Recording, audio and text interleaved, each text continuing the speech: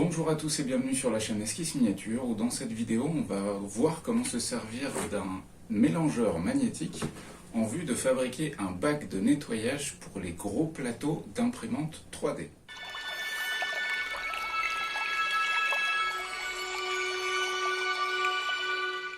Donc bien évidemment je parle des imprimantes 3D résine, pour qu'on nettoie donc avec de l'alcool à 95, avec de l'alcool isopropylique, avec du bioéthanol, avec tout ce genre de choses, voire même avec des produits détergents standards. Il y en a qui fonctionnent comme ça. Moi personnellement j'ai tendance à utiliser de l'alcool ménager 95 à 95 degrés, parfumé ou pas, on s'en fout. Là il se trouve que c'est du parfumé mais ça n'a pas d'importance. Et donc c'est pour le nettoyage de ces plateaux. Donc ici par exemple vous avez le plateau de la Elego Mars 2 Pro, qui est donc un plateau qui fait en gros 12 par 9 cm, et celui-là il fonctionne très bien avec le Mercury Wash qui est juste derrière moi. Donc c'est cette station de nettoyage sur laquelle on va venir fixer. J'ai fait une vidéo à ce propos, je vous invite à aller la voir. Et ça fonctionne pour ce petit plateau. Le truc c'est que dans le bac du Mercury Wash, le plateau des grosses imprimantes qui est en train de sortir, donc la Elego Saturn, la Photon Mono X, il y en a d'autres, mais c'est les deux que je connais le mieux, ils ne rentrent pas dans le bac, tout simplement. Donc pour le nettoyage, c'est un moment un petit peu chiant, on va pas se mentir. Là j'ai un print qui est terminé sur la Photon Mono X, et ce que je vais faire, c'est que je vais vous montrer concrètement comment je nettoie ces prints en partant vraiment de zéro, puisqu'en fait je me suis rendu compte qu'avec un mélangeur magnétique, on pouvait faire exactement la même chose que le Mercury Wash, et du coup ça revient moins cher, et ça fonctionne aussi bien. Donc pour ce faire, vous aurez besoin d'un mélangeur magnétique qui ressemble à ça. Les liens sont dans la description. L'avantage c'est que ça coûte pas très cher, entre 20 et 30 euros.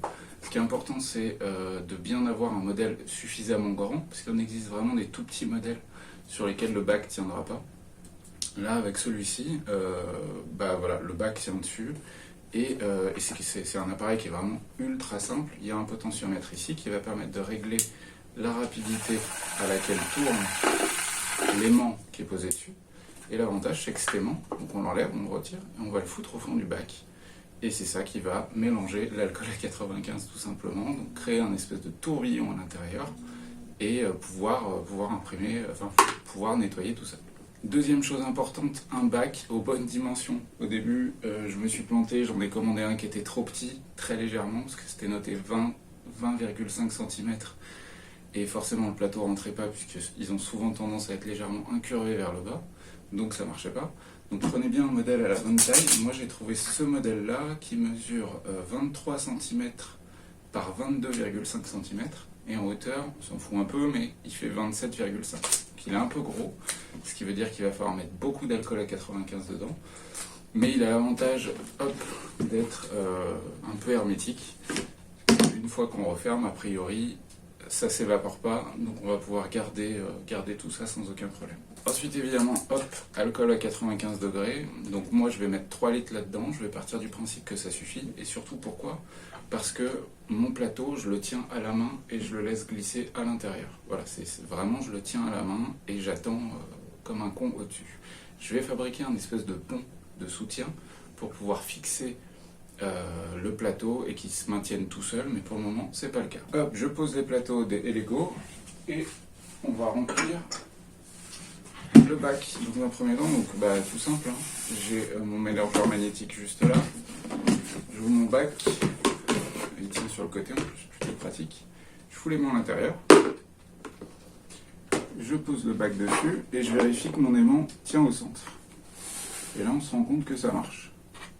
Je vérifie de bien avoir le pivot, mais ça fonctionne à l'intérieur, ça tourne. Donc ça va me créer le tourbillon sans aucun problème.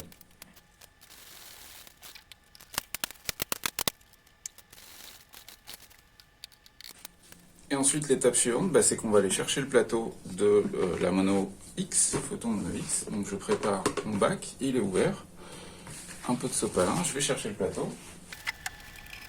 Donc mon plateau, une fois sorti, il ressemble à ça.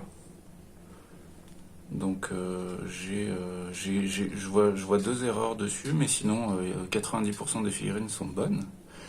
J'ai tendance à le laisser s'égoutter un petit peu quand même, histoire de ne pas mettre trop de résine dans le bac. Et ensuite, on va le plonger à l'intérieur. On tourne le potentiomètre. Est-ce que l'hélice ne gêne pas? Déjà là, on voit.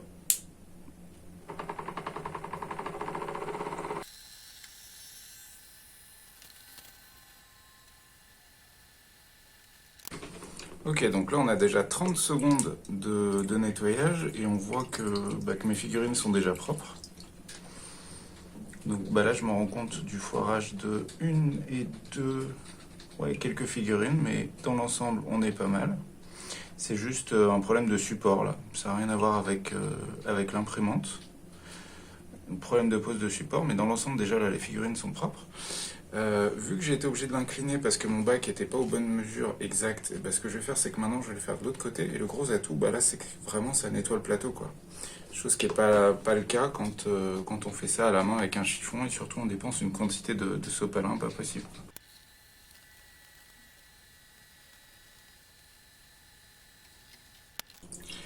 Donc on a 30 secondes de nettoyage avec le plateau légèrement incliné dans l'autre sens. Et ouais c'est bon, hein, on a des figurines qui sont propres, qui sont... je vais vous montrer ça, je vais les dégrapper tranquillement. Donc là mes figurines sont propres. J'ai plus besoin de les nettoyer au pinceau, etc. On est bon pour ensuite attendre qu'elles sèchent. Ensuite la phase de dégrappage, la polymérisation et on est bon. Donc on se rend compte que là, on a une rangée qui est bien, et j'ai eu un foirage ici, sur celui-là. Donc au niveau du pied, j'ai pas eu une bonne accroche au niveau du support. C'est un problème que j'ai constaté, entre guillemets, souvent, au centre du plateau des grandes imprimantes résine, que ce soit la Saturn ou la Photon Mono X. Ça m'arrive, entre guillemets, souvent, je mets ça entre guillemets, hein, vraiment au centre du plateau. Mais sinon, dans l'ensemble, on est pas mal. Et le gros atout, c'est que là, je vais juste prendre une petite feuille de sopalin, mettre un tout petit coup dessus, parce que c'est déjà nettoyé, en fait, ça a déjà trempé dans l'alcool à 90. Et je peux relancer un print tout de suite. Donc, comme je disais entre-temps, quand je m'en sers pas, le truc que je retire, c'est l'aimant qui est à l'intérieur. Parce que je pense que c'est pas forcément très bon de le laisser dans l'alcool à 95 non-stop, donc je le retire. En plus j'ai les gants, donc c'est pas gênant. Et ce truc-là, il y a moyen de l'améliorer, hein. Comme vous l'avez vu, toute cette technique est artisanale et un peu rock'n'roll. Il y a moyen d'améliorer les choses dans le process de nettoyage avec ce genre de mélangeur magnétique, notamment en ajoutant à ça une hélice. Une hélice que je vais concevoir en 3D, que je vais imprimer en 3D pour de l'impression résine pleine. Pourquoi résine pleine? En fait, pour pas que ça flotte, parce que si j'imprimais ça en PLA, ça flotterait à l'intérieur de l'alcool à 95. En résine pleine, l'aimant sera suffisamment puissant pour maintenir ça au fond, et surtout l'objet est lourd, il n'y a pas d'air à l'intérieur, donc il va couler sans problème. Donc une hélice pour augmenter en fait l'intensité de ce tourbillon que crée le mélangeur magnétique. Ensuite c'est pareil au niveau du plateau, on peut améliorer les choses pour faire en sorte qu'il y ait un support, une espèce de support, ça on peut l'imprimer en PLA je pense sans aucun problème, pour que le plateau soit maintenu dans le bac.